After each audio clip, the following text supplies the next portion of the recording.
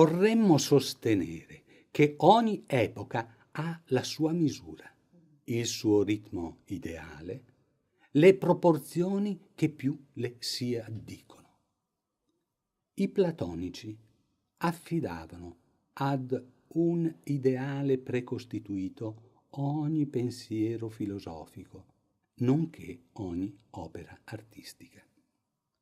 Seguaci diligenti furono Vitruvio, Pacioli, Leonardo. L'intero Rinascimento si basò su misure aritmetiche. I pitagorici adoravano gli intervalli logici, armonici, la tetrattide o quartetto. I primi 4 numeri, 1, 2, 3, 4, sommano 10. Il 4 ha forma triangolare ed il 2 ha un carattere femminile, il 3 è maschile e al 5 si associava il pentagono a cui s'appendono ad intervalli regolari quarte, quinte, ottave. Perfetto, troppo per noi che apprezziamo i nei, gli strabismi di Venere. I più antichi e pregiati tappeti persiani, nel tessuto della trama sottile, portavano inserita una riga sbagliata. Era la firma dell'artista, il suo certificato d'autenticità. Viviamo, così ci pare, in mezzo ad approssimazioni. È quel che più ci diverte, secondo ritmi che mutano nel tempo e nello spazio, in barba ad ogni divina ed umana proporzione aurea. Immaginate di entrare in una stanza tappezzata, aggettivo raggelante, di quadri di Mondrian, dagli incroci perfetti. Uscireste rapidamente, chiedendovi in che reparto d'arredo vi siete cacciati.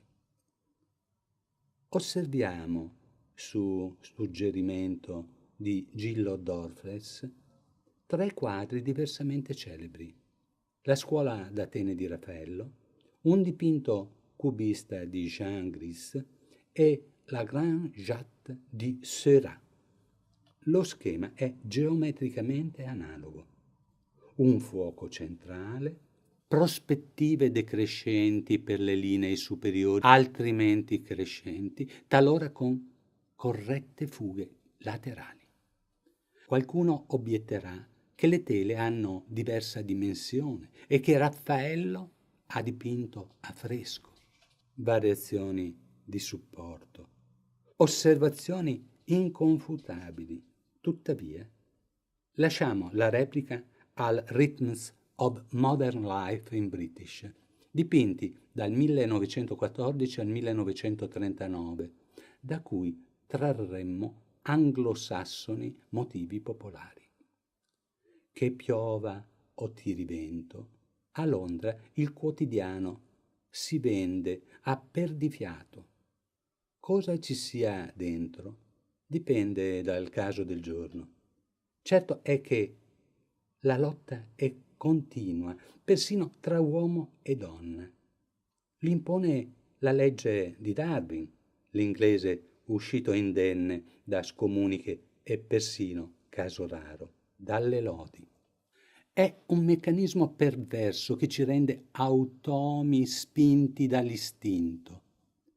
La guerra cambia la musica e riduce i musicanti. Canti d'uccelli lugubri lacerano il cielo ed un vortice irrompe ferendo la ragione. Che diavolo insegue il pilota del biplano? Una rondine senza primavera, perché lassù tornei lacerano l'aere. Torna la pace, con gran fracasso di moto stabili ed auto liquide. La normalità è vincere la forza di gravità, urlando a squarciagola. La giostra continua, a ritmo crescente. C'è chi sale con occhi stupiti perché sa che poi clamorosamente si scende, più lentamente, nel metrò, tutti con l'immancabile cappello, seduti impeccabilmente, con il giornale aperto e l'occhio spento. Una giovane si volta in cerca d'uno sguardo o del passeggero che ha perso la corsa e saluta.